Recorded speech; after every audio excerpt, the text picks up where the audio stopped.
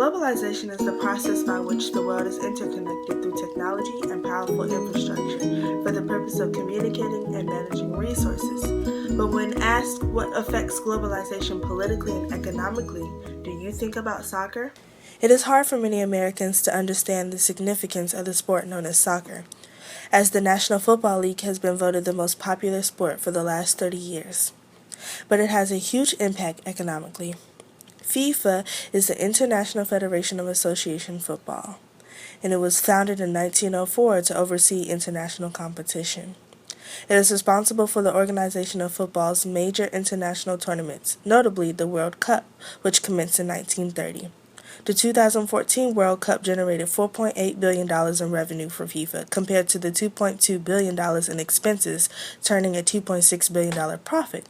$2.4 billion were from TV right fees, $1.6 billion were from sponsorships, and $527 million were of ticket sales. The 2014 World Cup accounted for 85% of FIFA's revenue between 2011 and 2014. Owners of professional sports teams will pay top dollar for the top talent around the world. Today, professional soccer teams are composed of players from many different countries. However, this was not the case before 1995. Before 1995, European leagues were restricted to about 3 foreign players per club. It wasn't until Belgian player Jean-Marc Bosman complained to the European Court of Justice that the limits were lifted. This restriction was in clear violation of discrimination labor laws. Soon after, limits were lifted in many other nations, such as Africa and Latin America. Today, out of the 2,600 players in the top 5 European leagues, 800 were born and recruited in a country different from the one that they play in. Since the Bosman ruling, the market for professional soccer players has become by far one of the most globalized labor markets.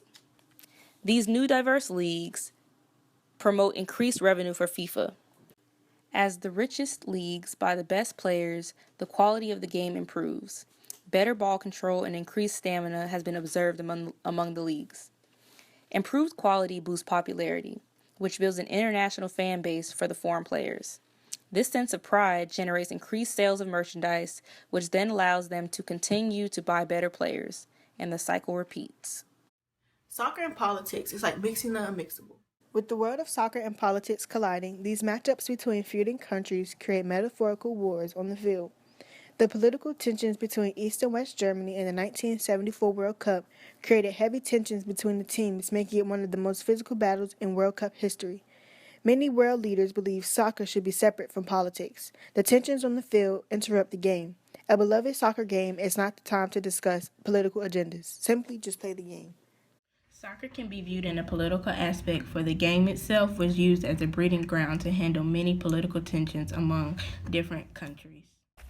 The game was also used by players and their leaders to showcase local and national identities.